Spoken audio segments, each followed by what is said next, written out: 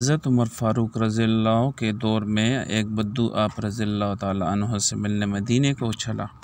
جب مدینے کے پاس پہنچا تو آدھی رات کا وقت ہو چکا تھا، ساتھ میں حاملہ بیوی تھی، تو اس نے مدینے کی حدود کے پاس ہی خیمہ لگا لیا اور صبح ہونے کا انتظار کرنے لگا۔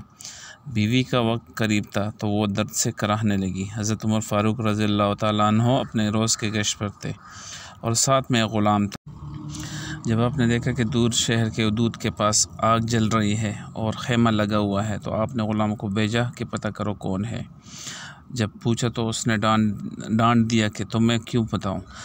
آپ گئے اور پوچھا تو بھی نہیں بتایا۔ آپ نے کہا کہ اندر سے کراہنے کی آواز آتی ہے، کوئی درد سے چیخ رہا ہے، بتاؤ بات کیا ہے۔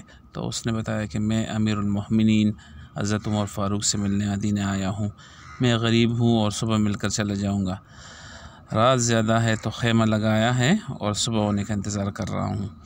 بیوی امید سے ہیں اور وقت قریب آن پہنچا ہے، تو آپ جلدی سے پلٹ کر جانے لگے کہ ٹھہرو میں آتا ہوں۔ آپ اپنے گھر گئے اور فوراً اپنی زوجہ سے مخاطب ہوئے، کہا کہ اگر تمہیں بہت بڑا اجر مل رہا ہو تو لے لو گی۔ زوجہ نے کہا کیوں نہیں؟ تو آپ نے کہا چلو میرے دوست کی بیوی حاملہ ہے، وقت قریب ہے، چلو اور جاؤ، سامان پکڑنا ہے ساتھ پکڑ لو۔ آپ کی بیوی نے کی اور دانے پکڑ لی اور آپ کو لکڑیاں پکڑنے کا کہا۔ آپ نے لکڑیاں اپنے اوپر لاد دی۔ سبحان اللہ! یہ کوئی کونسلر، ناظم، MP یا MNA نہیں ہے، یہ اس کا ذکر ہو رہا ہے دوستو جو کہ 22 لاکھ مربع میل کا حکمران ہے، جس کے قوانین آج بھی چلتے ہیں، جو عمر فاروق ہے۔ جب وہ لوگ وہاں پہنچے تو فوراً کام میں لگ گئے۔ بدو ایسے حکم چلاتا جیسے آپ شہر کے کوئی چوکیدار یا غلام ہے۔ کبھی پانی مانگتا تو آپ دوڑے دوڑے پانی دیتے، کبھی پریشانی میں پوچھتا کہ تیری بیوی کو یہ کام آتا بھی ہے، تو آپ جواب دیتے، جبکہ اس کو کیا پتہ کہ امیر المومنین حضرت عمر فاروق خود ہیں۔ جب اندر بچے کی ولادت ہوئی تو آپ کی زوجہ نے آواز لگائی، یا امیر المومنین بیٹھا ہوا ہے، تو یا امیر المومنین کی صدا سن کر اس بدو کی تو جیسے پاؤں تلے زمین نکل گئی اور بے اختیار پوچھنے لگا، کیا آپ ہی عمر فاروق امیر المومنین ہیں؟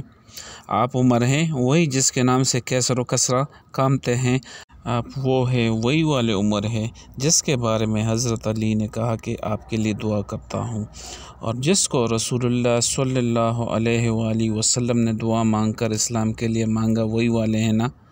آپ نے کہا ہاں میں ہی ہوں۔